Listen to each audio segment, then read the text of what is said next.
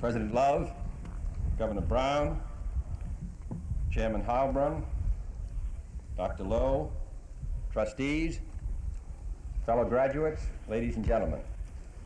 I want to express a very strong sense of appreciation for the honor that you have given to me today to be an instant graduate of this distinguished college. It is greatly appreciated, and I'm delighted to participate in what is a most important ceremony in the lives of us all. One of the most impressive, if not the most impressive, accomplishments of this great golden state has been the recognition by the citizens of this state of the importance of education as the basis for the maintenance of an effective free society.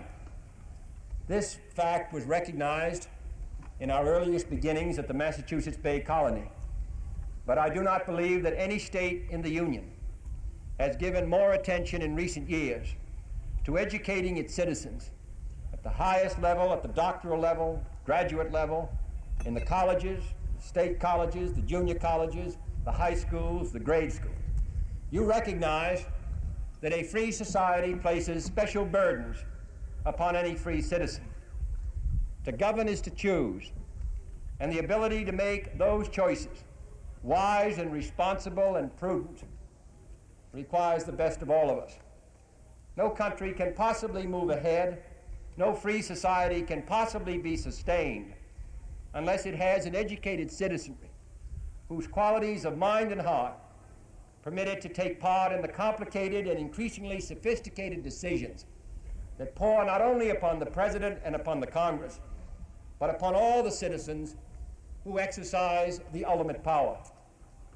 I'm sure that the graduates of this college recognize that the effort that the people of California, the governor, the legislature, the local communities, the faculty, that this concentrated effort of mind and scholarship to educate the young citizens of this state has not been done merely to give this school's graduates an economic advantage in the life struggle. Quite obviously, there is a higher purpose, and that is the hope that you will turn to the service of the state the scholarship, the education, the qualities which society has helped develop in you. That you will render on the community level, or on the state level, or on the national level, or the international level, a contribution to the maintenance of freedom and peace and the security of our country and those associated with it in a most critical time. In so doing, you will follow a great and honorable tradition which combined American scholarship and American leadership in political affairs. It is an extraordinary fact of history, I think unmatched since the days of early Greece, that this country should have produced during its founding days, in a population of a handful of million, such an extraordinary range of scholars and creative thinkers who helped build this country. Jefferson, Franklin, Morris, Wilson, and all the rest. This is a great tradition which we must maintain in our times with increasing strength and increasing vigor. Those of you who are educated, those of us who recognize the responsibilities of an educated citizen, should now concern ourselves with whether we are providing an adequate education for all Americans, whether all Americans have an equal chance to develop their intellectual qualities, and whether we are preparing ourselves today for the educational challenges which are going to come before this decade is out. The first question, and the most important: does every American boy and girl have an opportunity to develop whatever talents they have? All of us do not have equal talents, but all of us should have an equal opportunity to develop those talents. Let me cite a few facts to show that they do not. In this fortunate state of California, the average current expenditure for a boy and girl in the public schools is $515. But in the state of Mississippi, it is $230. The average salary for classroom teachers in California is $7,000, while in Mississippi, it is $3,600. Nearly 3/4 of the young white population of the United States have graduated from high school, but only about 2/5 of our non-white population has done the same. In some states, almost 40% of the non-white population has completed less than 5 years of school, contrasted with 7% of the white population. In one American state, over 36% of the public school buildings are over 40 years age. In another, only 4% are that old. Such facts, and one could prolong the recital indefinitely, make it clear that American children today do not yet enjoy equal educational opportunities for two primary reasons. One is economic, and the other is racial. If our nation is to meet the goal of giving every American child a fair chance, because an uneducated American child makes an uneducated parent who produces, in many cases, another uneducated American child, we must move ahead swiftly in both areas.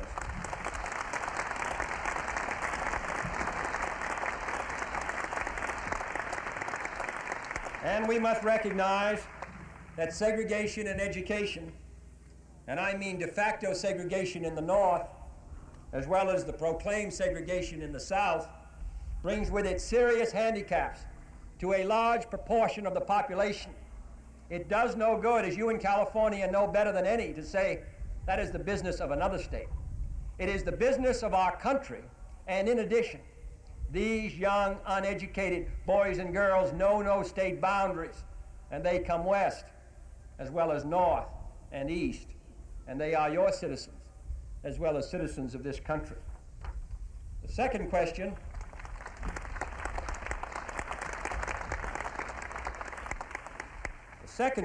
relates to the quality of our education. Today, 1 out of every 3 students in the 5th grade will drop out of high school, and only 2 out of 10 will graduate from college. In the meantime, we need more educated men and women, and we need less and less unskilled labor. There are millions of jobs that will be available in the next 7 years for educated young men and women. The demand will be overwhelming, and there will be millions of people out of work who are unskilled, because with new machines and technology, there is less need for them. This combination of a tremendously increasing population among our young people, of less need for unskilled labor, of increasingly unskilled labor available, combines to form one of the most serious domestic problems that this country will face in the next 10 years. Of Americans 18 years of age or older, more than 23 million have less than 8 years of schooling, and over 8 million have less than 5 years. What kind of a citizen what kind of judgment, what kind of response can we expect of a citizen who has been to school less than 5 years? And we've got in this country 8 million who've been less than 5 years. As a result, they can't read or write or do simple arithmetic. They are illiterates in this rich country of ours, and they constitute the hard core of our unemployed. They can't write a letter to get a job, and they can't read, in many cases, a help wanted sign. 1 out of every 10 workers who fail to finish elementary school are unemployed, as compared to 1 out of 50. In short, our current educational programs, much as they represent a burden upon the taxpayers of this country, do not meet the responsibility. The fact of the matter is that this is a problem which faces us all, no matter where we live, no matter what our political views must be. Knowledge is power, as Francis Bacon said 500 years ago, and today it is truer than it ever was. What are we going to do by the end of this decade? There are 4 million boys and girls born each year in the United States. Our population is growing each decade by a figure equal to the total population of this country at the time of Abraham Lincoln just 100 years ago. Our educational system is not expanding fast enough. By 1970, The number of students in our public elementary and secondary schools will have increased 25% over 1960. Nearly 750,000 new classrooms will be needed, and we're not building them at that rate. By 1970, we will have 7 million students in our colleges and universities, 3 million more than we do today. We are going to double the population of our colleges and universities in 10 years. We're going to have to build as many schools, college classrooms, and buildings in 10 years as we did in 150 years.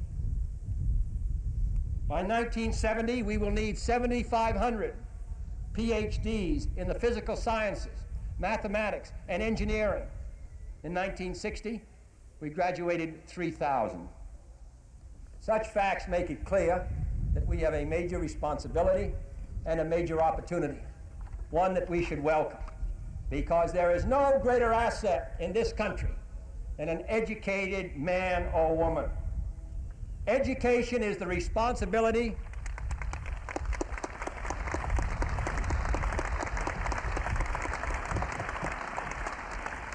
Education, quite rightly, is the responsibility of the state and the local community. But from the beginning of our country's history, from the time of the Northwest Ordinance, as John Adams and Thomas Jefferson recognized, from the time of the Morrill Act at the height of the Civil War, when the land-grant college system was set up under the administration of President Lincoln, from the beginning it has been recognized that there must be a national commitment and that the national government must play its role in stimulating a system of excellence which can serve the great national purpose of a free society. And it is for that reason that we have sent to the Congress of the United States legislation to help meet the needs of higher education by assisting in the construction of college academic facilities and junior colleges and graduate centers and technical institutes, and by stepping up existing programs for student loans and graduate fellowships and other student assistance programs. We've got to improve, and we have so recommended, the quality of our teachers by expanding teacher training institutes, by improving teacher preparation programs, by broadening educational research, and by authorizing, and this is one of our greatest needs, increased training for teachers for the handicapped, the deaf, and those who can't speak, and those who are otherwise handicapped.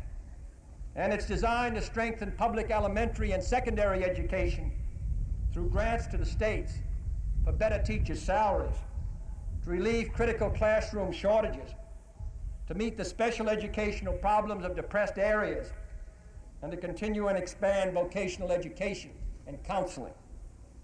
And finally, we must make a massive attack upon illiteracy in the year 1963 in the United States by an expansion of university extension courses and by a major effort to improve our libraries in every community of our country. I recognize that this represents a difficult assignment for us all, but I don't think it's an assignment from which we should shrink. I believe that education comes at the top of the responsibilities of any government, at whatever level. It is essential to our survival as a nation in a dangerous and hazardous world, and it is essential to the maintenance of freedom at a time when freedom is under attack. I have traveled in the last 24 hours from Washington to Colorado to Texas to here, and on every street I see mothers standing with 2 or 3 or 4 children. They are going to pour into our schools and our colleges in the next 10 or 20 years. And I want this generation of Americans to be as prepared to meet this challenge as our forefathers did in making it possible for all of us to be here today. We are the privileged.